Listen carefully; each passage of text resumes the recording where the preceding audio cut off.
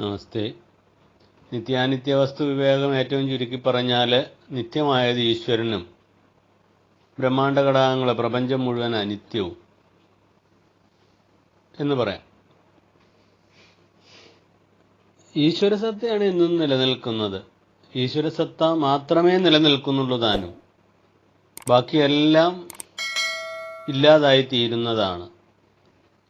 അതെന്തെന്നാൽ ശാസ്ത്രബുദ്ധിയ പറഞ്ഞാൽ തന്നെ ഊർജത്തിന്റെ സംഘാതമായതുകൊണ്ട് അത് ഊർജം സംഘാതമായി തീർന്നു എന്നുള്ള കാരണത്താൽ തന്നെ അത് തിരികെ പോവുകയും ചെയ്യും.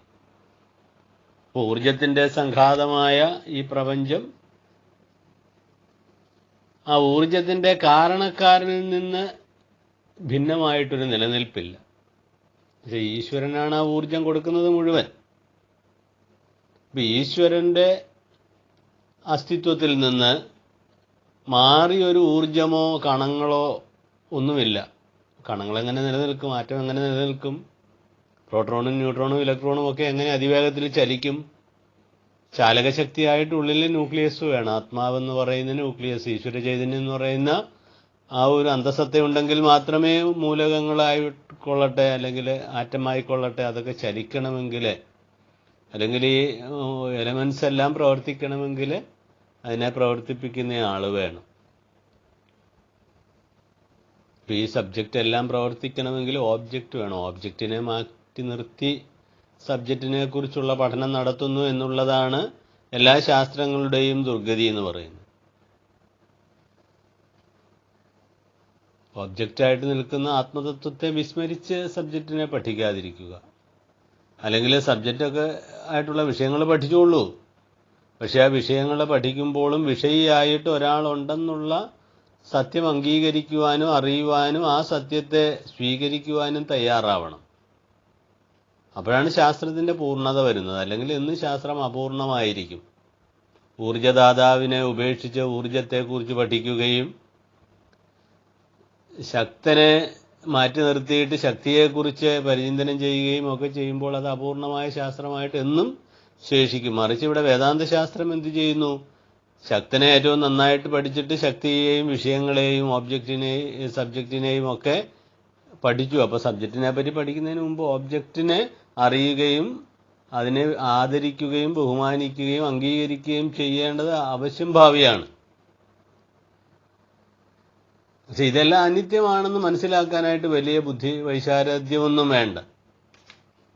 ഇതൊരു മുൻവിധികളില്ലാത്ത ബുദ്ധിയുള്ളവനോട് പറഞ്ഞാൽ അത് ശരിയാണല്ലോ, എത്ര ലളിതം, എത്ര സിമ്പിളെന്ന് പറയാൻ അയാൾക്ക് സാധിക്കും. പക്ഷേ ഈ ലാളിത്യമുള്ള കാര്യം എന്തുകൊണ്ടാണ് മനസ്സിലാവാത്തതെന്ന് മനസ്സിലാവുന്നില്ല. ഇത്ര പാടാണ് ഇത് മനസ്സിലാക്കാൻ. സൗരയൂഥ ഘടകങ്ങൾ ഇല്ലാതാവുമെന്ന് അവർ തന്നെ പറയുന്നു, ശാസ്ത്രജ്ഞന്മാർ പറയുന്നു. അങ്ങനെയാകുമ്പോൾ പിന്നെ നശിക്കാത്ത എന്താണ്? സൗരയൂഥങ്ങളെ കറക്കുന്നയാള്, അയാൾക്ക് നാശമില്ല. സർക്കസിൽ ബോള് കറക്കുന്നയാള് ബോള് കയ്യിലിട്ട് അമാനം ആടുന്നു. പക്ഷെ ആടുന്നയാൾക്കറിയാം ഈ ബോള് കുറച്ച് ദിവസത്തേക്കുള്ളൂ, അത് കഴിയുമ്പോൾ വേറെ ബോള് വാങ്ങിച്ചേ പറ്റത്തുള്ളൂ തൻ്റെ പരിപാടി നടത്താം. പക്ഷെ അപ്പോഴും താനായിരിക്കും ചെയ്യുന്നത്. അപ്പൊ തന്നെ മാറ്റി നിർത്തി വിഷയങ്ങളെ അറിയുന്നത് അപൂർണമാണെന്ന് മനസ്സിലാക്കുവാനുള്ള ഒരു ശേഷിയെങ്കിലും ഉണ്ടായാൽ അതൊരു വലിയ സ്റ്റെപ്പ് മുമ്പോട്ട് വയ്ക്കുന്നതിന് തുല്യമാണ്. അപ്പൊ അനിത്യവും അസുഖവുമാണ് ഈ ലോകമെന്നുള്ള തിരിച്ചറിവ് തന്നെ ഈശ്വരകാരുണ്യം കൊണ്ടും ഗുരുകാരുണ്യം കൊണ്ടും കിട്ടേണ്ടതാണ്. അപ്പൊ നിത്യം എന്ന് പറഞ്ഞാൽ എന്നുമുള്ളത്, ത്രികാല അബാധീതം, മൂന്ന് കാലങ്ങളിലും ബാധിക്കപ്പെടാത്തതാണ് ചൈതന്യം. ജഡമോ? ജഡം എന്ന് പറയുന്നത് ഇപ്പോൾ പോലും വാസ്തവത്തിലില്ലാത്തതാണ്, അനുനിമിഷം മാറിക്കൊണ്ടിരിക്കുന്നു. ശരീരം എന്ന് പറയുന്ന വാക്കിന്റെ അർത്ഥം തന്നെ ഇതിങ്ങനെ അനുനിമിഷം നശിച്ചുകൊണ്ടിരിക്കുന്നതെന്നാണ്. ശീര്യതേ, നശിച്ചുകൊണ്ടിരിക്കുന്നു. സംസാരിച്ചുകൊണ്ടിരിക്കുന്ന ശരീരമല്ല ഒരു മിനിറ്റ് കഴിയുമ്പോഴുള്ള. എന്താണെന്ന് വെച്ചാൽ ഇതിനകത്തെ കോശങ്ങൾ എത്രയോ എണ്ണം നഷ്ടപ്പെടുന്നു, വേറെ കോശങ്ങൾ ഉണ്ടാകുന്നു. അപ്പൊ ഇത് നമ്മുടേതെന്ന് എൻ്റേതെന്ന് ഞാനെന്നും ഒക്കെ കരുതുന്ന ശരീരം ഇത്രമാത്രം തുച്ഛമാണെങ്കിൽ ഇത്രമാത്രം നിസ്സാരമാണെങ്കിൽ, അനിത്യമാണെങ്കിൽ, അതോ അസുഖം നിറഞ്ഞതും സുഖമില്ലായ്മ മാത്രമാണ്, എന്നും വ്യതിയാനം സംഭവിച്ചുകൊണ്ടിരിക്കുന്നു. പക്ഷെ മാറാൻ നിൽക്കുന്ന ഒരു സത്തയിലെ ഉള്ളിൻ്റെ ഉള്ളിലിരുന്ന് ബാല്യവും കൗമാരവും യൗവനവും വാർദ്ധക്യവും ഒക്കെ പുറമേ വരുമ്പോഴും മാറാൻ നിൽക്കുന്ന ഒരു ചൈതന്യം ഉള്ളിലുണ്ട്. അതിന് ഒരു മാറ്റവുമില്ല. അമ്മയുടെ ഉദരത്തിൽ കയറിയ അന്ന് മുതൽ ഇന്നുവരെ, ഈ സമയം വരെ അത് ഒരേപോലെ വർത്തിക്കുന്നു. അതിന് അസുഖവുമില്ല, അനിത്യതയുമില്ല. അതെന്നും നിത്യതയിലാണ്. സുഖസ്വരൂപമാണത്, ആനന്ദരൂപമാണ്. അങ്ങനെ ആനന്ദരൂപനായ അനന്തനെ, ഈശ്വരനെ, ആത്മാവിനെ അറിയൂ എന്നാണ് ഇവിടെ ഗുരുവിൻ്റെ ഉദ്ബോധനം. അനിത്യവും നിത്യവുമായിട്ടുള്ളതിനെ തിരിച്ചറിയാൻ ഒരുവന് സാധിക്കണം. അതാണ് വിവേകമുള്ളവൻ എന്ന് പറയുന്നത്. പണ്ഡിതൻ എന്ന് പറഞ്ഞ പണ്ട് ആത്മവിഷയ ബുദ്ധി അതുള്ളവനായ പണ്ഡിതനായിട്ട് തീരണമെങ്കിൽ ഈ നിത്യാനിത്യ വസ്തു വിവേകമുണ്ടാവണം.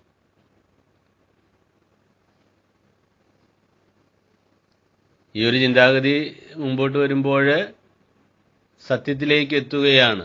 ഇതാ ഈശ്വരൻ എന്നും സത്യമായിട്ട് നിൽക്കുന്നു.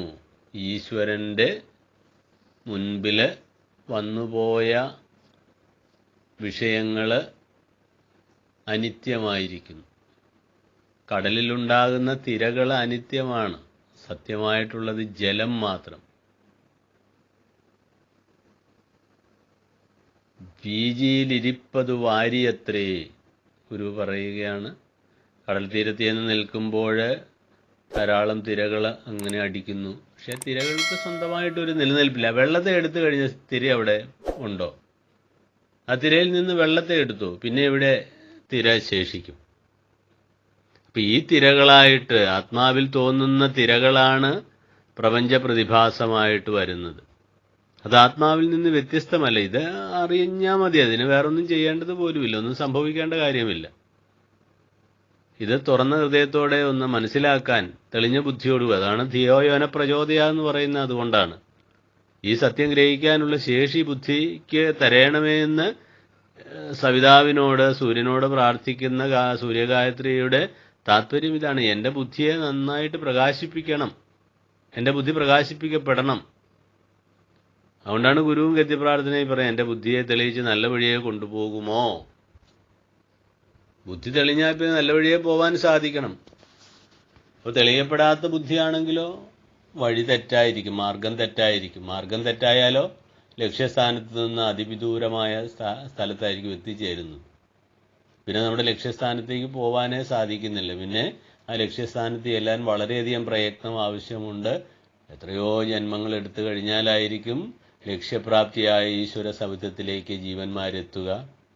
അവരുടെ മാർഗം തെറ്റിപ്പോയി, പന്ഥാവ് തെറ്റിപ്പോയി.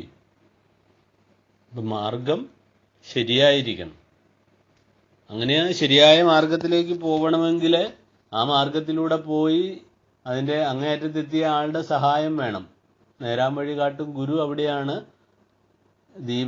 ദീപവുമായിട്ട് നിൽക്കുന്നത്. പ്രകാശ ഉജ്ജ്വല സ്വരൂപമായിട്ട് ഗുരു അങ്ങനെ പ്രകാശിക്കുകയാണ്. ആ ഗുരുസവിധത്തിലേക്ക് നമ്രതയോടുകൂടി ചെന്നാൽ മതി. ഗുരു ഇപ്പോഴും അനശ്വരനായിട്ട് നിൽക്കുന്നു. അനിത്യമായിരുന്നു ഗുരുവിൻ്റെ ശരീരം. അതാണ് ശിവഗിരിക്കുന്നിൽ വിലയം പ്രാപിച്ചത്. പക്ഷേ ഗുരുവിൻ്റെ ആത്മാവ് അനശ്വരമാണ്. അതുകൊണ്ടാണ് ഇന്നും ഗുരുവിനെ അകൈതവമായി പ്രാർത്ഥിച്ചാൽ ഗുരു മുമ്പിലെത്തുന്നത്. വിശേഷിച്ച് ഗുരുദേവകൃതികളുടെ പഠിതാക്കൾ വേണ്ടതുപോലെ തിരിച്ചറിയേണ്ട ഒരു പരമസത്യം, ഗുരുവിലെ കളങ്കമില്ലാതെ പ്രേമിക്കാനുള്ള ഒരു ശേഷി നമുക്കുണ്ടായിരിക്കണം. ഗുരു പരമസത്യമാണെന്ന് മനസ്സിലാക്കണം. ഗുരു നമ്മുടെ മുമ്പിൽ പ്രോജ്വലിച്ച് നിൽക്കുകയാണ്. നല്ല സാധകന്മാർ പലപ്പോഴും പറയാറുണ്ട്, ഗുരുദേവകൃതികൾ പഠിക്കുമ്പോൾ സംശയം തോന്നിയാൽ ഗുരു തൻ്റെ മുമ്പിൽ വന്ന് വെളിപ്പെടുത്തി തരുന്നതായിട്ട്. അത് വെറുതെ ഒന്നും അല്ലത്. ഗുരു സമാധിയായി കഴിഞ്ഞതിന് ശേഷവും ഭൈരവൻ ശാന്തിക്ക് പ്രത്യക്ഷപ്പെട്ട കാര്യമൊക്കെ ഓർക്കുക. ഭൈരവൻ ശാന്തി വല്ലാതെ വിഷമിച്ചു. സമാധി ചടങ്ങുകളൊക്കെ കഴിഞ്ഞ് തിരിച്ചരുവിപ്പുറത്തെത്തിയപ്പോൾ ഗുരുവില്ലാതെ ജീവിക്കാൻ സാധിക്കുകയില്ല, എന്നുള്ള വിചാരത്തിലാകെ വിഷമിച്ച് രാത്രിയായിട്ടും തിരിഞ്ഞും മറിഞ്ഞും കിടക്കുകയാണ്. പാതിരാത്രിയായിട്ടും ഉറക്കം വരുന്നില്ല. അപ്പോഴാണ് ഭൈരവ എന്നുള്ള വിളി കേൾക്കുന്നത്, തനിക്ക് ചിരപരിചിതമായ ശബ്ദം. അപ്പോൾ ഗുരു പറയുകയാണ്, നാം എങ്ങും പോയിട്ടില്ല. അങ്ങനെ പോകുന്ന ഒരു ചൈതന്യമല്ല ഗുരു എന്ന് മനസ്സിലാക്കി ആ ഗുരുപദത്തിൽ ചരിച്ച ഗുരുകാരുണ്യം നേടുവാൻ ഏവർക്കും സാധിക്കട്ടെ. നന്ദി.